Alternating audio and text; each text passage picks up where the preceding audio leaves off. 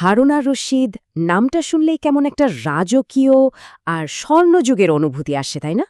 আজকে আমরা ঠিক এই বিখ্যাত খলিফার সময়েই ডুব দেব আর তার জীবন ও শাসনকাল নিয়ে বিস্তারিত জানব। তাহলে চলুন এই যে আরব্য রজনীর তাতা থেকে উঠে আসা চরিত্র তাকে একটু কাছ থেকে দেখি। তিনি কি আসলে শুধুই গল্পের এক হিরো নাকি ইতিহাসের একজন বাস্তব কঠিন শাসক ছিলেন? শুরুটা করা যাক একদম বাস্তব চিত্র দিয়ে, মানে তার শাসনকালটা ঠিক কেমন ছিল। ৭৮৬ খ্রিস্টাব্দে যখন তিনি সিংহাসনে বসেন তখন থেকেই কিন্তু পথটা ভুলের ছিল না, ছিল সংঘাতে ভরা। মানে ভাববেন না যে হারুনের শাসনকালটা ছিল রূপকথার গল্পের মতো শান্ত, একদমই না। ক্ষমতা হাতে নেবার পর থেকেই তাকে একের পর এক বিদ্রোহ সামলাতে হয়েছে।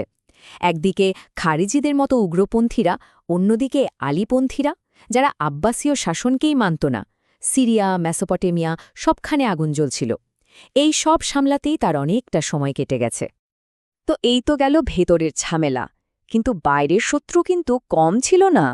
খিলাফতের সবচেয়ে বড় আর শক্তিশালী প্রতিদ্বন্দ্বী ছিল বাইজেন্টাইন সাম্রাজ্য, আর তাদের সাথে সংঘাতটা ছিল বহুদিনের। আগে, মানে হারুনের ঠিক আগে, সম্রাজ্ঞী আইরিনের সাথে একটা চুক্তি ছিল, বাইজেন্টাইনরা কর দিত। কিন্তু ৮০২ সালে নাইসিফোরাস নামে এক নতুন সম্রাট এসে সব ওলটপালট করে দিলেন। তিনি হারুনকে একটা চিঠি পাঠালেন, আর চিঠির ভাষাটা ছিল খুবই অপমানজনক। এমন একটা চিঠির পর হারুন চুপ করে থাকেননি। তার উত্তরটা ছিল ছোট কিন্তু ধারালো। কোনো আলোচনার সুযোগই তিনি রাখেননি, বরং সরাসরি শক্তি প্রদর্শনে কথাই বলেছিলেন। আর তিনি যে শুধু মুখে বলেননি, কাজেও করে দেখিয়েছেন। তার প্রমাণ হল এই সংখ্যাটা। নাইসিফরস যখন আবার চুক্তি ভাঙেন, তখন হারুনের অভিযানে অবস্থা এতটাই খারাপ হয় যে প্রায় ৪০,০০০ বাইজেন্টাইন সৈন্য মারা যায় বলে শোনা যায়।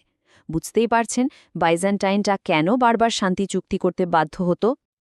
তো এই গেল তার যুদ্ধ আর শাসনের কঠিন দিকটা।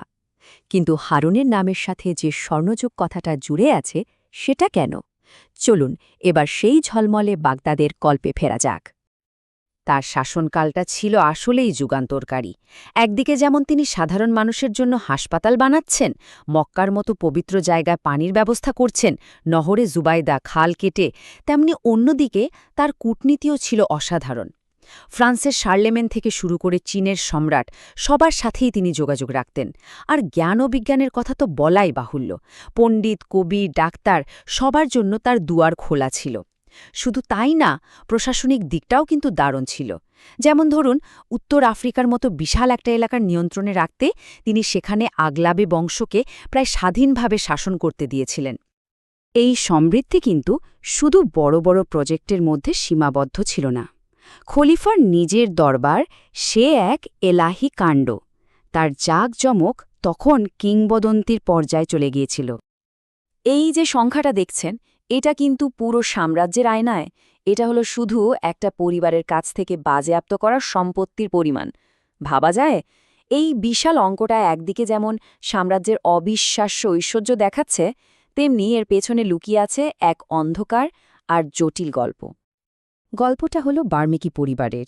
প্রায় ১৭ বছর ধরেই এই পরিবারটাই ছিল হারুনের স্বর্ণযুগের মূল কারিগর।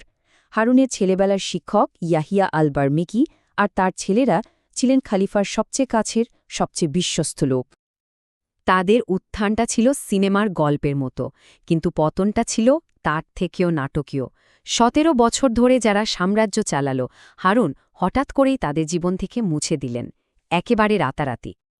কিন্তু কেন কেন হারুন এমনটা করলেন? আসলে বার্মিকিদের ক্ষমতা আর সম্পদ এতটাই বেড়ে গিয়েছিল যে খলিফাও তাদের সামনে ম্লান হয়ে যাচ্ছিলেন। দরবারের অন্য প্রভাবশালী আরব গোষ্ঠীগুলো এই পারস্য পরিবারের ক্ষমতা মেনে নিতে পারছিল না। তারা ক্রমাগত খলিফা কান ভারী করতে থাকে, আর সব মিলিয়ে হারুন ভাবতে শুরু করেন যে এই বার্মিকিরা তার নিজের সিংহাসনের জন্যই একটা হুমকি হয়ে দাঁড়াচ্ছে। আর এর শেষটা ছিল খুবই নির্মম। পরিবারের প্রধান জাফরকে মৃত্যুদণ্ড দেয়া হল, বাকিদের জেলে পোড়া হল। এই একটা ঘটনাতে হারুন আর রশিদের সেই উজ্জ্বল ভাবমূর্তির পেছনে লুকিয়ে থাকা এক অন্ধকার দিকটা বেরিয়ে আসে। শেষ জীবনে ৮০৯ সালে খোরাসানে একটা বিদ্রোহ দমন করতে গিয়ে মারা যান হারুন। কিন্তু যাওয়ার আগে তিনি আর একটা ভুল করে যান। তার ২ ছেলে আল আমিন আর আল মামুনের মধ্যে সাম্রাজ্যটা ভাগ করে দেন, আর এর ফল হয় এক ভয়াবহ গৃহযুদ্ধ। তো এত কিছুর পর আমরা তাকে কিভাবে দেখব? একজন সাধু নাকি একজন স্বৈরশাসক?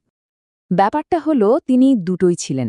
একদিকে তিনি ছিলেন একজন ধর্মপ্রাণ, শিল্প সাহিত্যের পৃষ্ঠপোষক, সভ্যতার নির্মাতা।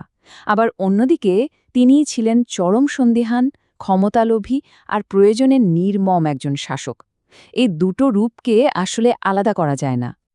আর এই যে স্ববিরোধিতা, এটাই হয়তো তাকে এত বিখ্যাত করে তুলেছে। তার গল্পে ইতিহাস আর কিংবদন্তি এমনভাবে মিশে গেছে যে আলাদা করা মুশকিল। আর এ কারণেই খিলাফতের ইতিহাসে তার শাসনকালটা একটা অন্যরকম উজ্জ্বল অধ্যায় হয়ে আছে।